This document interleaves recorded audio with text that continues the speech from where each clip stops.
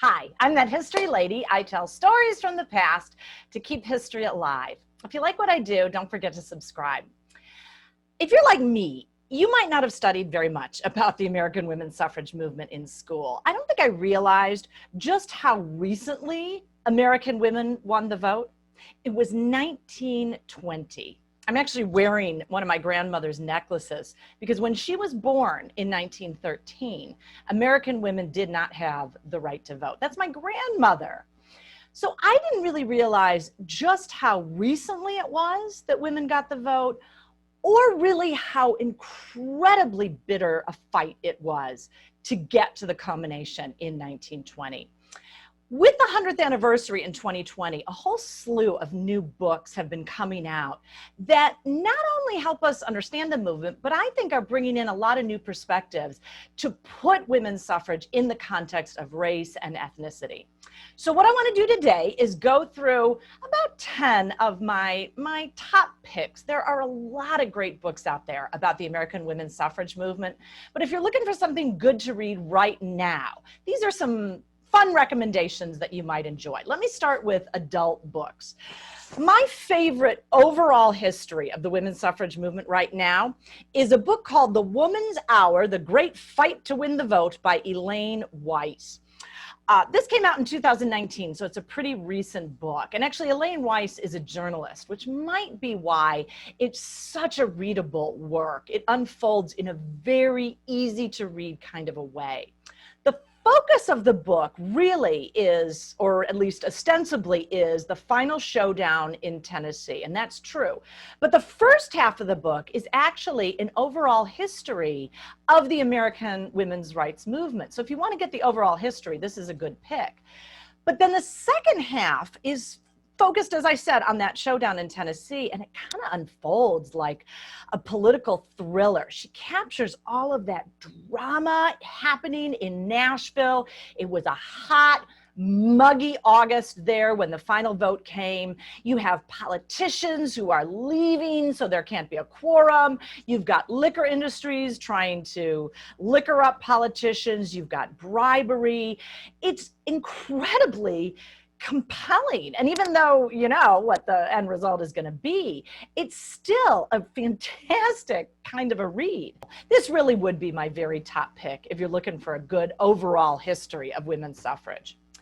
My next great book is The Women's Suffrage Movement. This is by Sally Roche Wagner. This is a really fascinating book. It's an anthology of historical writings with Wagner's commentary to put each text in context.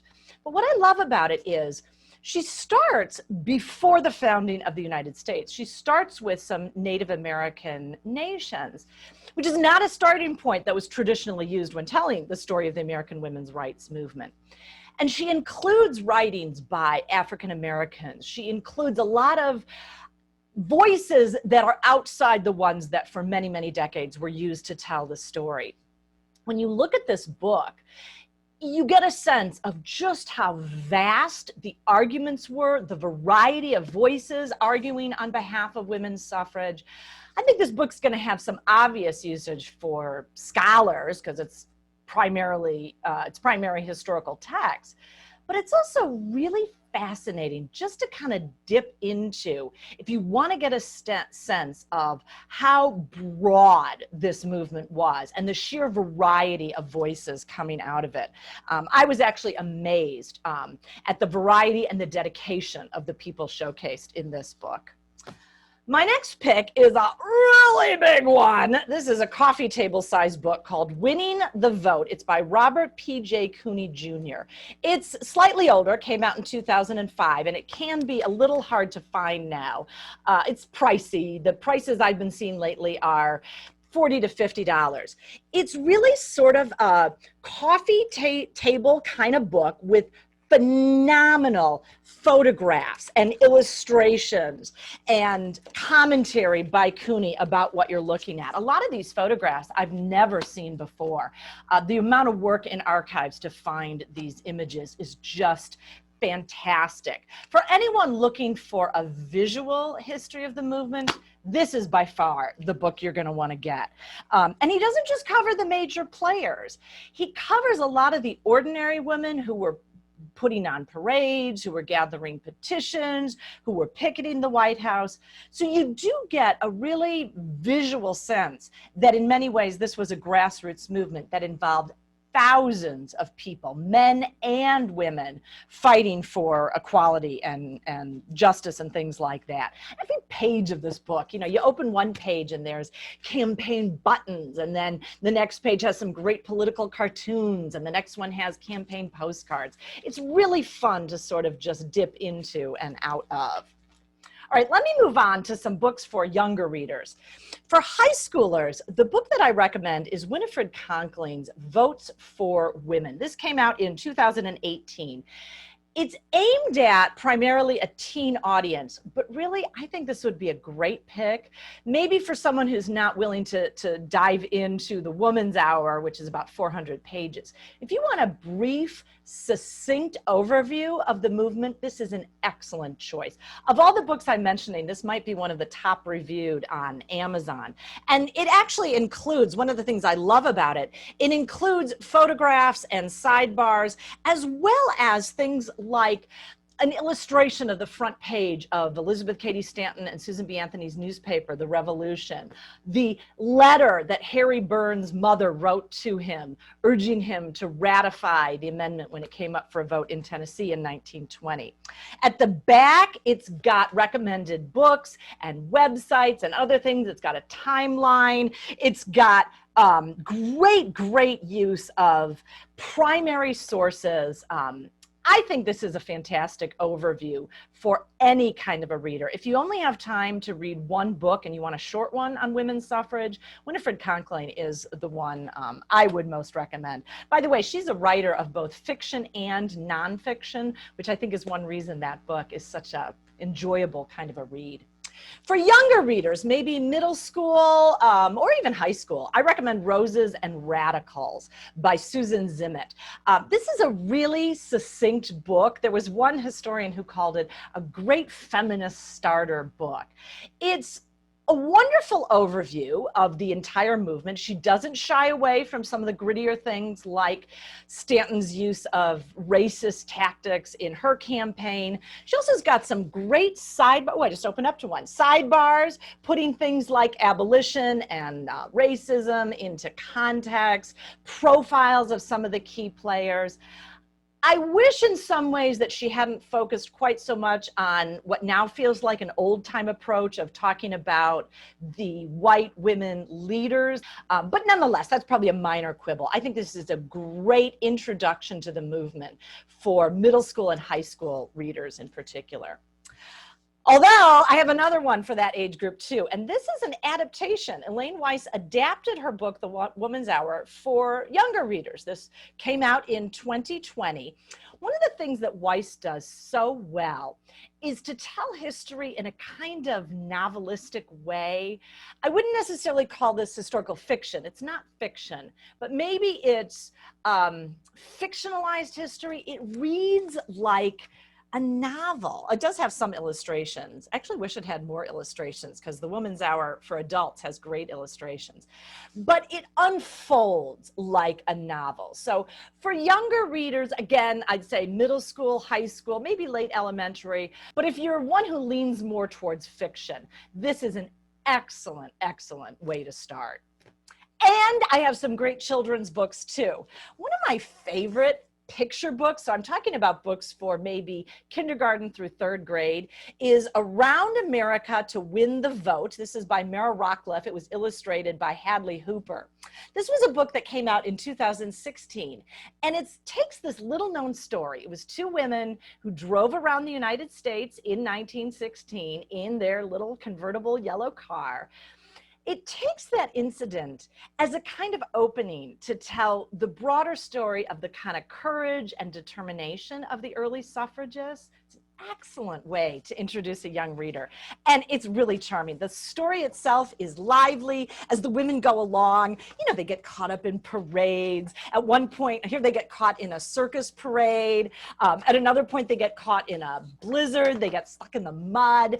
And in every illustration, when I've read this book to little kids, you can always look for the little black cat. The little black cat they had with them is in many of the illustrations, so it's fun to look for them. Really wonderful illustrations, fun, lively text.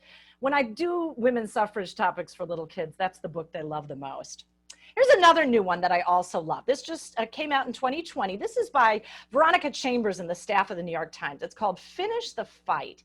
These are profiles of some of the lesser known revolutionary women who fought for women's rights to vote. So they're profiles of, I just opened it up to Frances Ellen Watkins Harper. Her story is set in the late 1850s.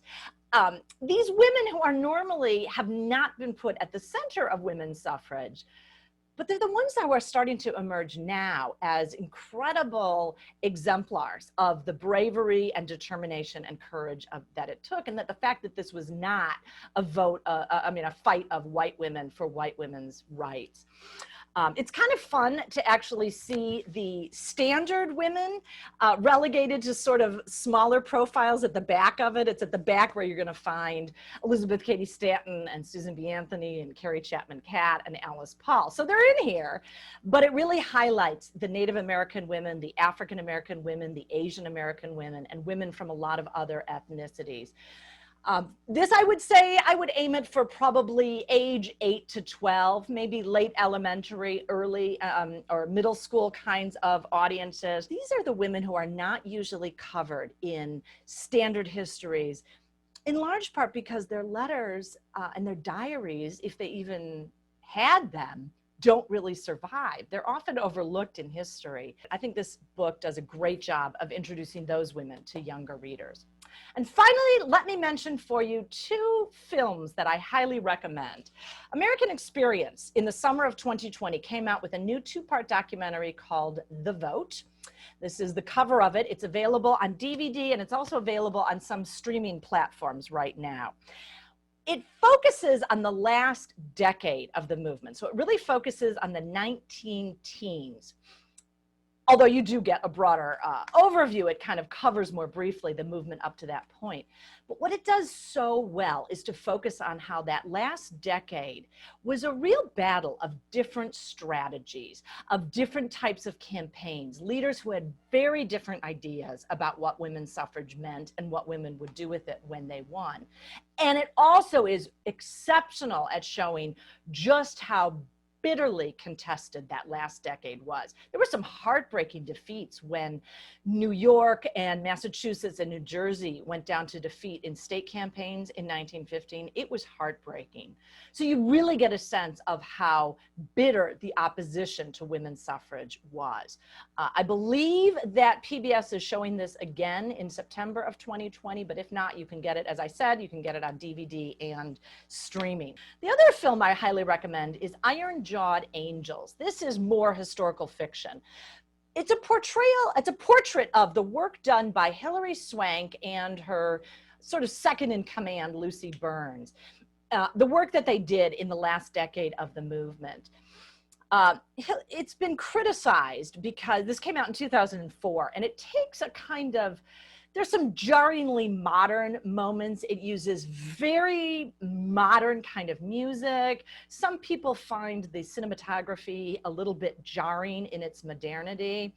That doesn't bother me. I was a little perturbed by the fact that they added some unnecessarily ahistoric kinds of things. They give Alice Paul a romance, which I thought was not only inaccurate, but unnecessary. I disagreed with their portrayal of Carrie Chapman Catt. They kind of set her up as the sort of evil opponent, which I thought was not really accurate in who Catt was. But what I love about it is how it captures the passion of these women who were on the militant edge of the suffrage movement. Hilary Swank as Alice Paul is incredibly compelling. And this movie, more than many of the others, it feels like a modern fictionalized story. So again, for someone who's not interested in watching maybe a documentary style film like The Vote, might find this incredibly engaging. So that's my 10, but I want to add in one more. There's a book that hasn't been come out yet, but I'm really excited about it. Martha S. Jones's book, Vanguard, is due to come out, I believe, on September 8th, 2020. So if you're watching this after that date, it might already be out. This Vanguard is a new book about African-American women's participation in the women's suffrage movement. That's been studied by other phenomenal African-American women historians, and African-American women are now usually included. What I'm excited about with this particular book is that, first of all, Jones is one of the preeminent historians of African-American women in this era, in any era. But I love the fact that she's starting before the American Republic was founded. So she doesn't start in 1848. And she continues up to 1965, because it really wasn't until 1965 with the Voting Rights Act that African American women got the right to vote. I'm excited about this book, partly because I just think she's a great historian and a great author. So those are only my current top picks. There's many, many great books out there about women's suffrage. So if you're interested, if the celebrations this year, I'm filming this in 2020, if the celebrations this year have gotten you excited about women's suffrage, I hope you'll take some time and pick up a book or watch a movie to learn more about it. Thanks so much for listening. If you like what I do, don't forget to subscribe.